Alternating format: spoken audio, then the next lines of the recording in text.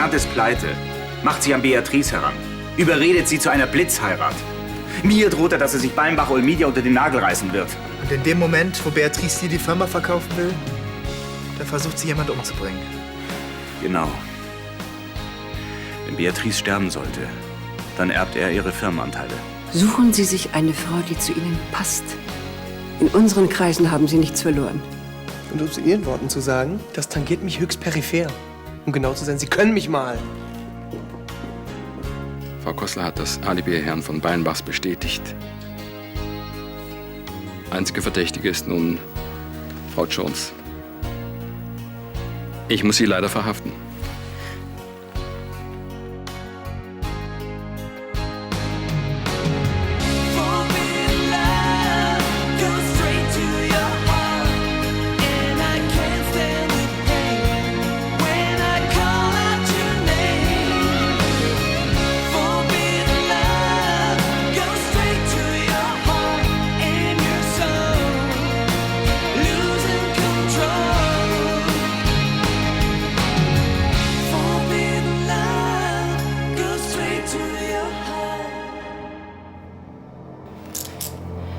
Ich war es nicht.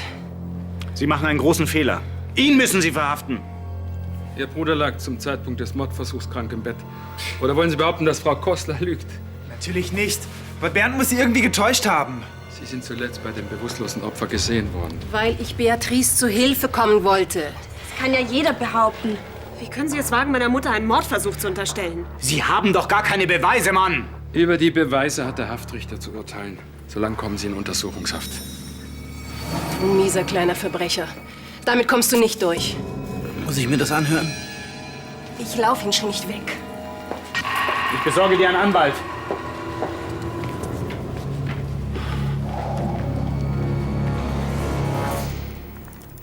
Kann es sich um Raumorganisationen, Finanzierungsmodelle und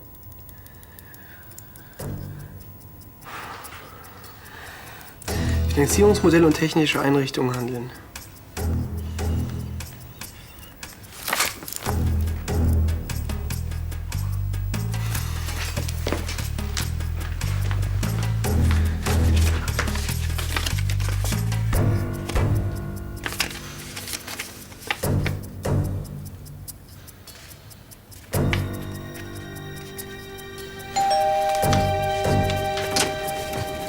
Hey. Hi. Komm rein. Ich muss die ganze Zeit an Beatrice denken. Geht's dir denn besser? Sie ist immer noch bewusstlos. Wenn ich mir vorstelle, was sie durchgemacht hat. Sorry, ich platze hier einfach so rein. Hast du überhaupt Zeit? Klar, ich freue mich doch, dass du hier bist. Ich will doch für dich da sein. Hm?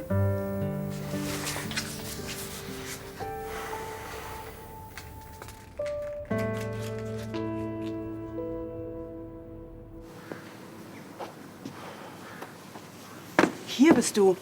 Ich hatte schon befürchtet, ich müsste dich von jetzt an im Gefängnis besuchen kommen. Die gute Christiane hat keinen Zweifel daran, dass ich während des Anschlags krank im Bett lag. Hat sie das vor der Polizei bezeugt? Erzähl schon.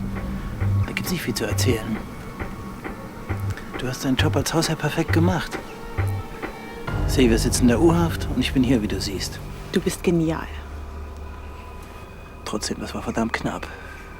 Und wie geht's jetzt weiter? Wir dürfen keinen Fehler machen. Martin und sein Söhnchen sind wild entschlossen, mir den Mordversuch anzuhängen. Aber sie können dir doch nichts nachweisen. Bis jetzt nicht. Aber was ist, wenn Beatrice wieder aufwacht? Dann heißt es, so schnell wie möglich Koffer packen. Ich werde morgen früh ins Krankenhaus fahren und dafür sorgen, dass es erst gar nicht so weit kommt.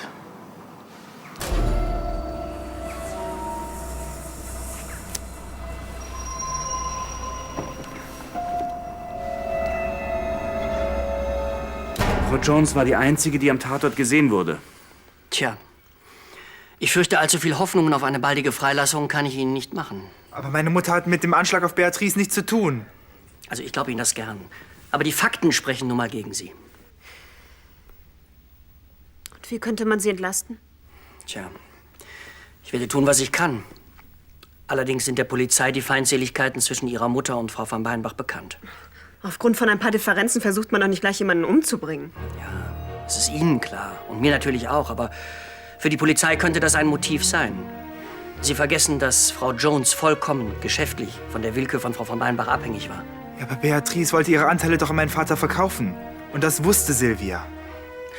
Vielleicht ist an diesem Abend irgendetwas vorgefallen, was Beatrice von Beinbachs Meinung geändert hat. Ja, und wenn schon? Hören Sie, Sie müssen mich nicht von Ihrer Unschuld überzeugen. Versuche lediglich, die Argumente des Haftrichters vorwegzunehmen. Und nun? Wenigstens gibt es keine Beweise gegen Silvia. Richtig. Und genau darin liegt unsere Chance. Ich melde mich bei Ihnen, Herr von Beinbach. Herr Krause. Auf Wiedersehen.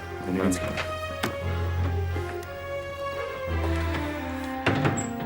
Bart ist skrupellos. Erst bringt der Beatrice fast um. Jetzt sitzt Silvia noch seinetwegen im Gefängnis. Aber nicht mehr lange.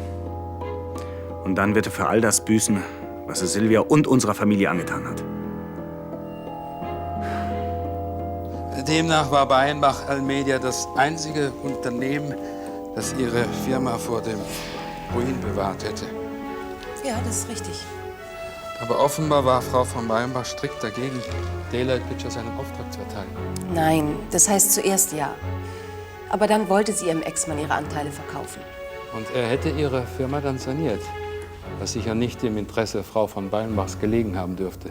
Ich habe mit diesem Mordanschlag nichts zu tun. Hat Frau von Beinbach Ihnen eventuell damit gedroht, ihre Anteile doch nicht zu verkaufen und damit Daylight Pictures dem sicheren Bankrott zu überlassen? Ja, aber selbst wenn, das ist doch noch lange kein Grund, jemanden umbringen zu wollen. Wir haben Zeugenaussagen, nachdem Sie Frau von Beinbach öffentlich bedroht haben. Mein Gott. Wenn Sie jedes Wort, was gesprochen wird, auf die Goldwaage legen, dann können Sie die halbe Menschheit verhaften. Fangen Sie vielleicht gleich bei sich selbst an. Mich hörte, es sind Frau von Beinbach und Sie in der Vergangenheit schon des Öfteren aneinander geraten. Ja, das ist auch wahr. Und warum haben Sie sie dann im Park gesucht, nachdem sie den Schlosssaal verlassen hatte? Weil ich noch einmal mit ihr sprechen wollte. Ich wollte Sie bitten, Ihre Anteile auf jeden Fall zu verkaufen. Also doch. Und Sie sind dann im Streit aneinander... Nein, wie oft denn noch? Ich bin zum Teich gegangen und habe gesehen, wie Frau von Beinbach gerade von jemandem unter Wasser gedrückt wurde. Warum hätte ich sie umbringen sollen? Nennen Sie mir einen Grund. Weil Sie so wütend auf Sie waren, dass Sie die Kontrolle verloren haben. Ich höre mir Ihre abenteuerlichen Spekulationen nicht länger an. Ich werde jetzt hier sitzen und auf meinen Anwalt warten. Bis dahin sage ich kein Wort mehr.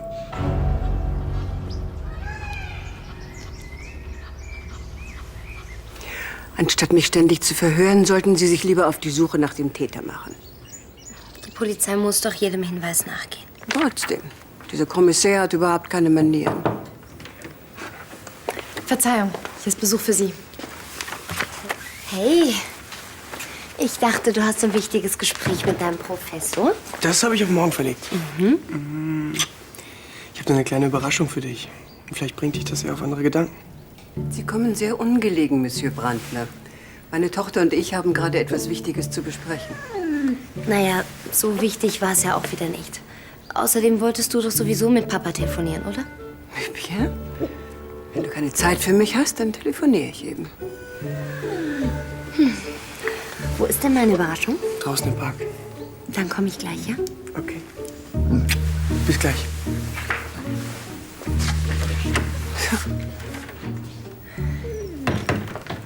Von guten Umgangsformen hat dieser Jüngling wohl noch nie etwas gehört. Mama, wenn du ihn ständig von oben herab behandelst, musst du dich nicht wundern, wenn er keine Lust hat, sich mit dir zu unterhalten. Jetzt bin ich auch noch schuld daran, dass er sich nicht benehmen kann. Nein, aber hör doch bitte auf, ständig auf ihm herumzuhacken. Ach, mon amour. Ich habe mir eben einen anderen Mann an deiner Seite vorgestellt. Aber ich bin glücklich mit Robin.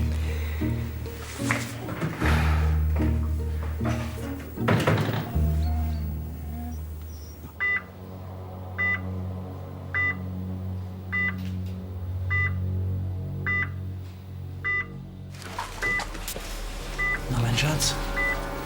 Sieh mal, was ich dir mitgebracht habe. Können Sie sich ausweisen? Wer sind Sie? Was machen Sie hier? Ich bin zum Schutz von Frau von Beinbach hier.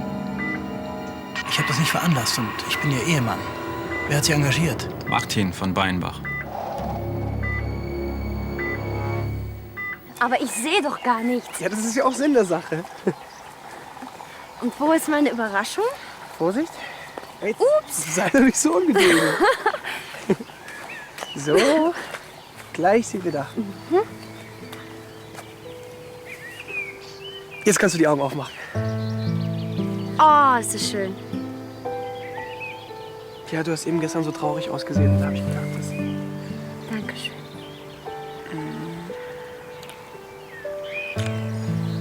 Einen Stuhl kann ich dir nicht anbieten. Aber dafür das hier. Es tut mir echt leid, dass ich da eben so reingeplatzt bin.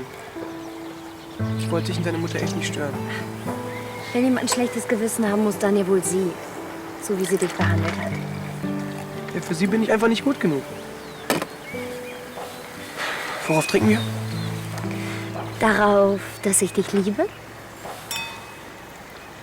Mhm. Und ich liebe dich noch viel mehr.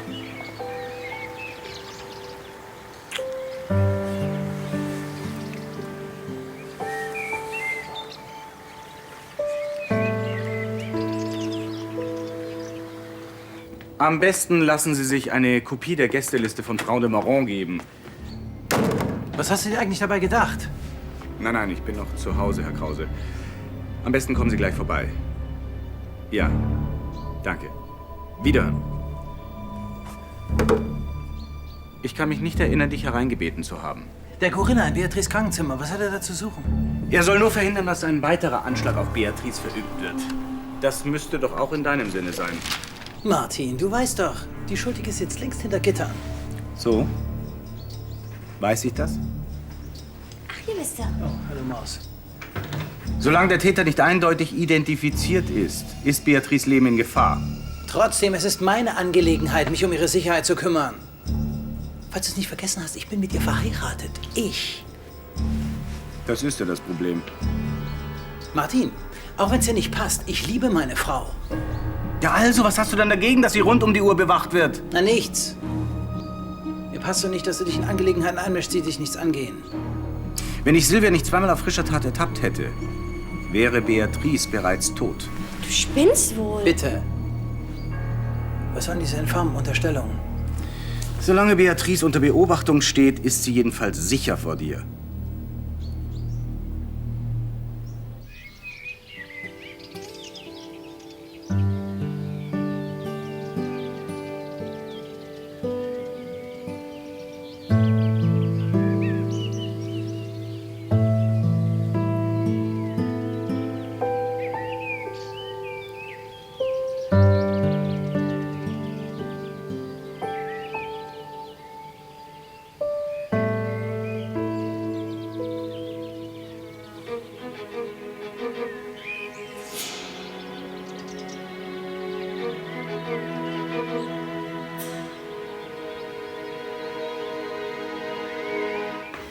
Einen Augenblick bitte. Ich werde es versuchen. Herr von Beinbach, das Krankenhaus. Danke, Christiane. Bitte. Von Beinbach. Was? Ins Koma? Ja, aber das ist ja furchtbar. Ja, danke, dass Sie mich so schnell benachrichtigt haben. Das war's doch, was du wolltest. Oder wär's dir lieber, sie wäre schon tot? Felix, Beatrice liegt im Koma. Das ist jetzt vielleicht nicht der richtige Zeitpunkt für weitere Provokationen. Was dann? Noch mehr Heuchelei? Pass bitte auf, was du sagst. So ein bisschen kleiner. Lass sofort meinen Vater los. Ich wollte mir sowieso nicht die Hände schmutzig machen. Silvia wollte Beatrice töten. Wenn du schon den großen Rächer spielen musst, dann geh gefälligst zu ihr.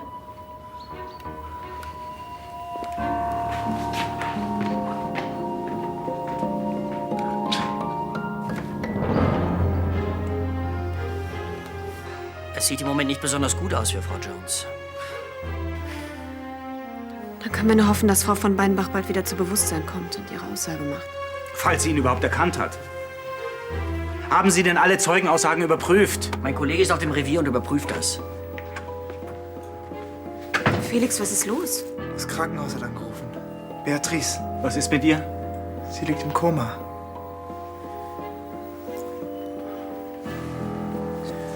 Es tut mir wirklich sehr leid. Für Sie alle. Wir müssen Beweise finden, dass Bernd hinter diesem Anschlag steckt. Ich tue, was ich kann.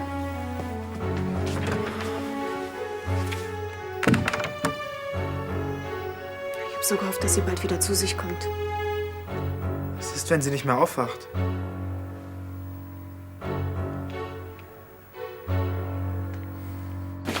Mann, Mann, Mann, wenn Sie Blicke töten können. Für sie ist Küssen in der Öffentlichkeit sowas wie ein Kapitalverbrechen. Hallo. Das wird dann wohl eine Moralpredigt nach sich ziehen, hm? Ja, ich gehe trotzdem mal schnell zu ihr. Sie wird ja nicht gleich den Kopf abreißen. Mal sehen. Ich warte hier. Bis gleich.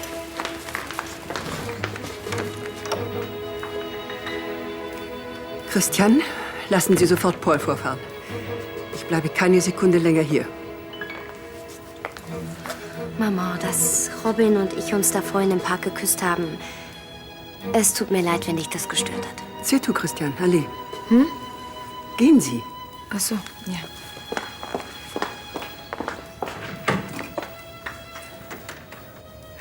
Müssen jetzt auch noch die Domestiken mitbekommen, wie du dich aufgeführt hast. Mein Gott, war diese Umarmung denn so schlimm? Umarmung? Das war wohl ein bisschen mehr. Sag mal, schämst du dich eigentlich nicht? Wofür? Was habe ich denn gemacht? Du bist bei den von Beinbachs zu Gast. Und du hast nichts Besseres zu tun, als sich vor aller Augen in deren Garten zu verlustieren. Also ich finde, du übertreibst. Ich finde, dein Benehmen ist unsäglich, seitdem du dich mit diesem Bauarbeiter eingelassen hast.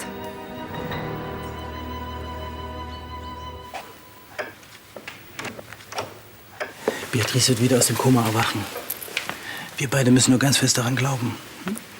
Dad, wenn ich irgendwas für dich tun kann, dann... Du bist mir schon Hilfe genug. Es ist schön, dass du überhaupt da bist.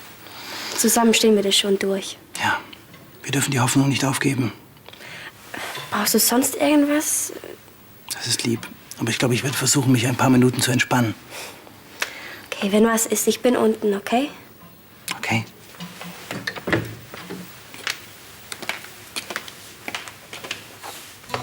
Habe ich eben richtig gehört? Beatrice liegt im Koma. Das nenne ich wohl eine glückliche Fügung.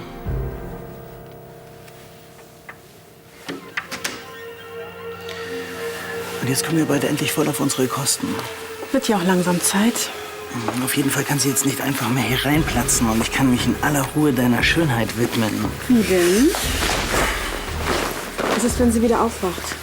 Komatöse Patienten kommen in den seltensten Fällen wieder zu Bewusstsein. Und wenn doch, kann das Wochen, wenn nicht gar Monate dauern. Ich habe also alle Zeit der Welt, mir zu überlegen, wie ich mir Martins Firma unter den Nagel reißen kann. Solange du mich dabei nicht vernachlässigst.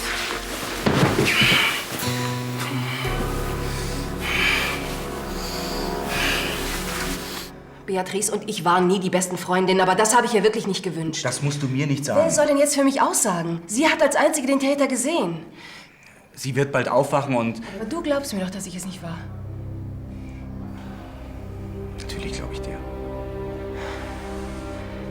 Martin, dann hol mich heraus. So schnell wie möglich, sonst... Dieses Verhör gestern Nacht. Das erinnert mich alles so an früher, an diese Jahre im Gefängnis, an diese verfluchten 4 Jahre im Gefängnis. Silvia, du darfst die Hoffnung nicht aufgeben. Ich werde alles tun, was in meiner Macht steht. Haben deine Anwälte denn noch nichts rausgefunden? Irgendeine Spur muss doch zu Bernd führen. Sie überprüfen gerade die Zeugenaussagen. Martin, ich dreh durch, wenn ich hier nicht bald rauskomme. Jetzt beruhige dich. Ich muss hier raus, verstehst du? Ich dreh durch. Silvia, jetzt hör mir mal gut zu. Wir wissen beide, dass Bernd hinter diesem Anschlag steckt. Und es ist nur eine Frage der Zeit, bis wir das auch bewiesen haben. Mama, ich liebe ihn. Wann akzeptierst du das endlich? Liebe nennst du das. Auf mich wirkte die Art, wie ihr euch benommen habt, eher wie eine schmutzige Affäre. Hör auf, so über ihn zu reden. Das hat er nicht verdient. Dieser Taugenichts hat dich nicht verdient. Wann siehst du das endlich ein? Dich stört doch nur, dass er nicht reich und adlig ist. Sein Charakter, seine Persönlichkeit, das interessiert dich überhaupt nicht. Ich hab doch recht, oder? doch, was du willst. Aber erwarte bitte kein Verständnis von mir. Phébus, Aphrodite, ici.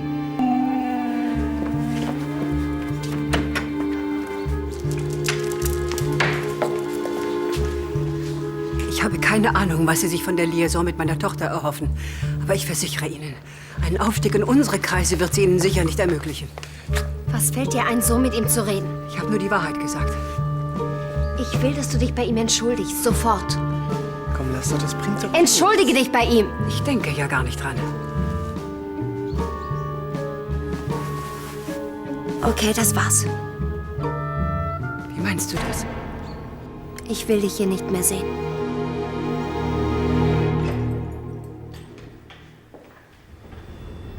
Wie oft soll ich es denn noch sagen? Ich habe nichts getan. Das sagen sie alle. Ich bin unschuldig.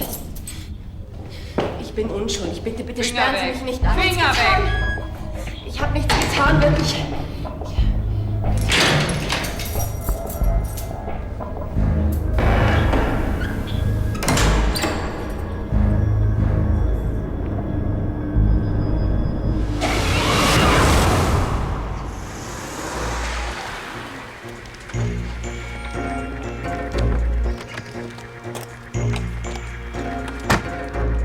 Du siehst abgespannt aus.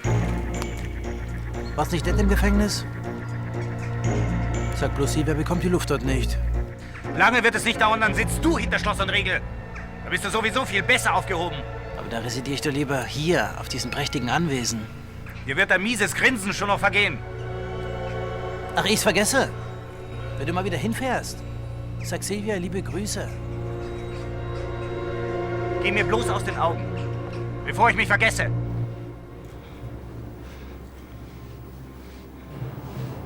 Ich ertrage das nicht.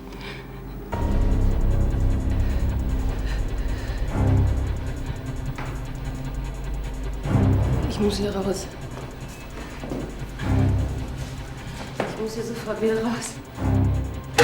Bitte schließen Sie die Tür auf. Schließen Sie die Tür auf. Bitte lass mich raus. Lass mich raus, bitte. Bitte lass mich raus. Bitte lass mich raus. Lass mich raus.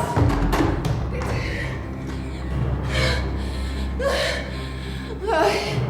Ich schaff das nicht. Ich schaff das nicht. Ich schaff das nicht. Ihre Zelle ist bestimmt nicht so hübsch wie Ihr Loft. Aber dafür spart sie ja die Miete. Kommt ihr doch nach dem Ruin Ihrer Firma ganz gelegen. Jetzt bring ich dich hoch.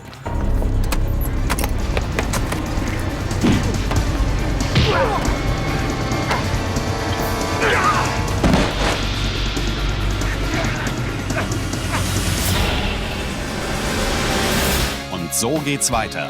Ich wette, es wird ein Mädchen. Hältst du dagegen? Arno, du bist nicht der Vater. Nimmst du dir Kuchen? Aber sie hat doch keine Schmerzen, oder? Nein. Und wie lange? Ich meine, gibt es irgendeine Prognose, wann sie wieder aufwacht? Es kann Tage dauern, Wochen, schlimmstenfalls Jahre. Je mehr du schwindelst, umso schlimmer wird es. Hast du vielleicht einmal an das Kind gedacht? Soll es wissen, dass sein Vater ein Krimineller und Vergewaltiger ist, ja? Ach, Isabel, hier geht's doch erstmal um Florian und um dich. Er hat ein Recht, es zu erfahren.